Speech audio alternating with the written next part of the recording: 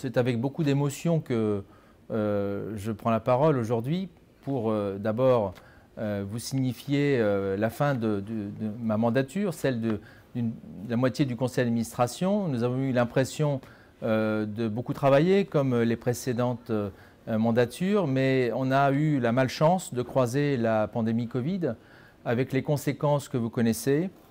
Et cette pandémie a eu pour effet, ce n'est pas une nouveauté, de mettre un coup d'arrêt à un certain nombre de dossiers sur lesquels nous avons travaillé pendant plusieurs années, mais nous avons décidé de rebondir, de continuer à nous réunir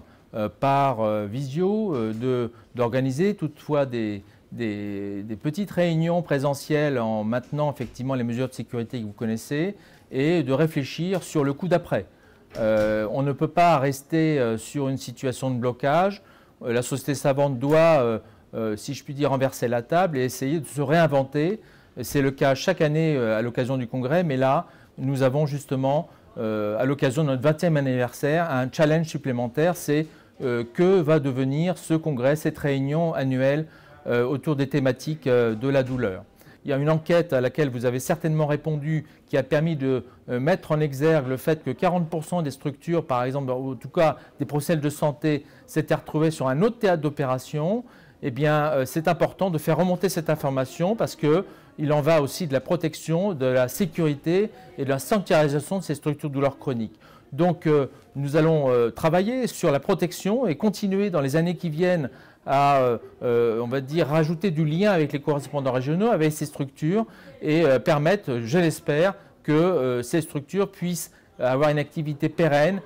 qui soit sécurisée sur le plan financier et qui nous permettront, on va dire, qui nous permettra eh bien, d'avancer dans cette démarche que nous faisons de maillage territorial avec des correspondants régionaux qui seront le lien avec les acteurs de terrain et la SFETD. De plus, vous n'êtes pas sans savoir qu'un certain nombre de patients douloureux chroniques se sont aggravés pendant cette période un peu singulière où leur prise en charge a été altérée avec des structures qui, du fait de leur nouvelle définition, il a fallu qu'ils se réinventent et se mettent à la disposition des institutions dans lesquelles ces structures sont positionnées. Eh bien, il y a eu une sorte probablement d'errance thérapeutique avec en plus des problèmes de tension d'approvisionnement en certains médicaments. Donc la situation est bien singulière,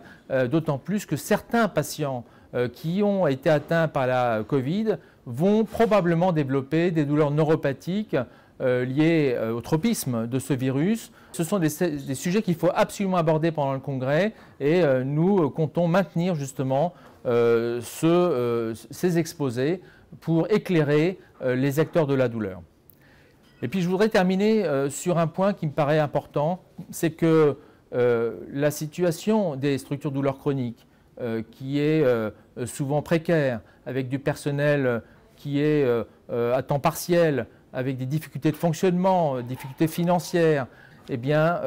cette pandémie nous a appris à mieux les protéger, essayer de répondre à leurs interrogations, à leurs angoisses. Donc il faut pour cela qu'on mette en place une réflexion nationale qui s'appuie d'ailleurs sur une démarche européenne, ce qu'on appelle Societal Impact of Pain, où on recentre la douleur justement dans une démarche sociétale avec la nécessité de considérer la douleur comme une grande cause nationale dans sa prise en charge. Et il est temps maintenant de créer un 4e plan douleur qui ira, on va dire, à la suite des 3 précédents. Depuis 2010, il ne se place plus rien dans notre pays. Il faut absolument que ce 4e plan douleur voie le jour pour permettre d'éclairer la population sur le fait qu'ils ont le droit d'être soulagés en aigu, en chronique, mais aussi éclairer les professionnels de santé sur les moyens de mieux prendre en charge la douleur des patients. Et donc, il est possible aussi qu'on aille vers une loi. Vraiment, le conseil d'administration